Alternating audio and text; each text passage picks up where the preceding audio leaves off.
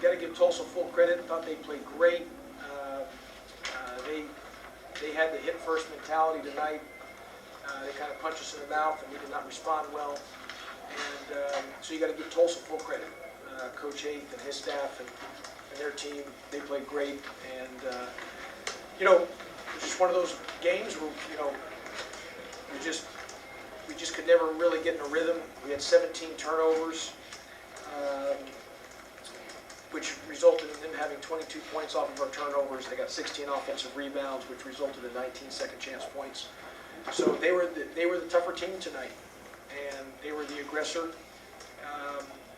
And we just, went on a little bit of a scoring drought, which we've had some issues this year, and also with our turnovers, which we've done a good job as of late. But today we had too many. You can't have that many against a good team like Tulsa. So we got to just bounce back. We got a game on Saturday versus Tulane at Tulane, and we got to get back home and regroup and get back to work and try to improve and get ready to play on Saturday. Coach, you had one offensive rebound at halftime. First half, yeah. Is that them being tougher, or is that a lack of effort? I just, you know what, I told our guys this. I really felt, we had a great practice on Monday, great practice on Tuesday, tremendous shoot around today. Our chemistry's at an all-time high. I didn't see us coming out not playing aggressive. I really felt we were ready to go. So maybe our approach wasn't right, for whatever reason, we didn't play well. And that one rebound in the first half, that signified that was a signal right there that they were the aggressor. Hi, Tiger Nation, and welcome again to Keeping Your Eyes on the Tigers.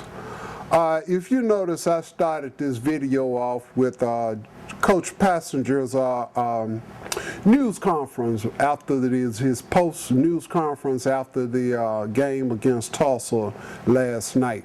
And we'll get to that, the reason why I really started the video off like that.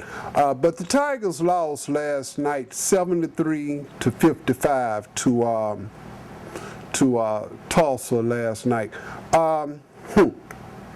If you look at the stats on the game, the game should have been much closer than 73-55.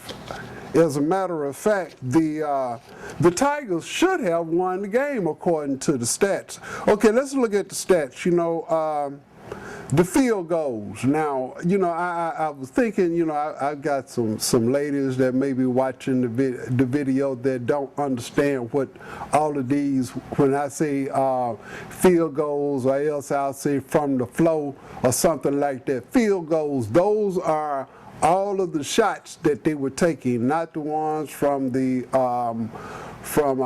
free throw line, but those are the field goals. Those are all the shots that they're taking. The Tigers shot 41% to Tulsa's 40%. We even beat them. Now the three-point range, that's behind that circle, that line that goes around the court. We outshot them 27% to 16%. And we even did better than they did on free throws. We shot 66% to their 61%. So by those stats, really, we should have won the game. But, they out-rebounded us. They had 40 rebounds to our 36 rebounds. And even, you got an offense and you got a defensive rebound that you would do. On our goals, when we are shooting the ball, and if we miss the shot and we get the ball and go back up with it, that's our offensive rebound. And we only had 7 rebounds to our regular, what we would consider on their goals, their 29 rebounds, and they had 16 to 24. But where we made our mistake at, and I call a lot of it from being frustrated, was turnovers. We had 17 turnovers to their 6 turnovers. Now, points in the paint. They just, really, we didn't play any kind of defense because they had 40 points in the paint. That means when they drive in on us and do a layup on us, those are points in the paint. They scored 40 points to our 20 points off of turnovers. That's when we make a mistake and they get the ball. They scored 22 points on our turnovers to us scoring 6 points. They even scored 12 points to our 4 on fast breaks. And one of the points that I really wanted to bring out on this game from last night, and you got to get me, I'm a true diehard Tiger fan, but then I will give the benefit of the doubt on what the refs called. But the refs last night, to me, just called they didn't call this game right. We had 25 personal fouls to their 16 personal fouls. And, well, before I tell you this, let's see what the coach said about the fouls that were called on us last night. I just check this out right quick. Do you think the foul count early on might have gotten in the heads of your players? I mean, there was one point where Shaq's yelling at us across the court about how many fouls when he should obviously be focused on something else. It had nothing to do with the officials. They were the aggressor. Tulsa, they played better. They deserved and earned the victory. And we cannot allow things outside of our control to factor in and fester and let things bother us. And some guys just have to be better about that. They've got to be better about that. But that's part of growing as a team and maturing as a team, and we will get there. Okay, now you heard what the coach said, but we had 4 technical fouls called on us last night. 4 technical fouls. Now I can see maybe 1. I can see maybe 2, but 4 technical fouls.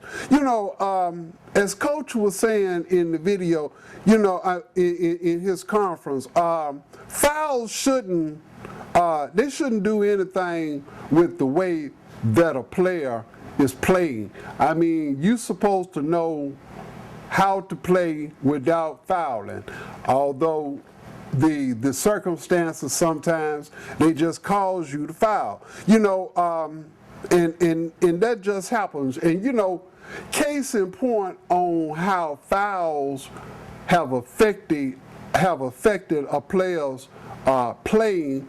Let's look at Shaq. Shaq has always been an aggressive player in that middle. Last year he really was. And Shaq, because of him getting a lot of fouls called on him in that first half of the game, you know, most of the time if a player get 2 fouls called on him early in the first half, then he's got to sit out, because the coach really, you only got 5 fouls that can be called on you in the game, and you are what they call disqualified from playing. So a lot of times a coach will sit you down the rest of that first half, so to save them next 3 fouls for the second half, you know. And because of the way that they have called fouls on Shaq, Shaq has become very timid on his playing. Every once in a while he will get aggressive. Mostly I'll say on home games, because we do get a little advantage on fouls called on us, you know, at home, you know. But you know, they have called Shaq to play awful timid in that first half of his games. Now, don't get me wrong, you know, Shaq have made some stupid fouls. I've looked at him and said, Shaq, why'd you do that? You know, but you know, that's getting into the game, you know. But I've always seen them call some stuff on Shaq that shouldn't have been called, you know. And last night was one of those cases, you know. I saw them call some blocking fouls and some charging fouls that really, you know, if you're gonna call if you're gonna call a charging foul against us going into the lane, then you need to call a charging foul on them when they go against us. But a lot of times last night I saw them call blocking fouls on us, which a blocking foul is when you see a player standing in the lane and that other player's coming in. Now, what that player's supposed to do, he's supposed to be stationary, not moving. And if the player run into him, that offensive player run into him, and he's stationary in that lane, then that's a charge. Now, it's supposed to be left up to the discrepancy of the referee on what it was, but, you know, like I said, to me last night, you know, 25 fouls, you know, it just wasn't a fair game to me. And to show you something else, that they really wasn't calling the game right. They called so many fouls on us that even in the second half, when they wouldn't call a foul, and their fans thought that they should have called that a foul, they were booing, and that basically went on all that whole second half, you know. And you know, something else that really show you that they really wasn't calling the game fair. You know, Coach was talking about how, you know, a player's supposed to learn, you know, how to play through fouls and stuff like that.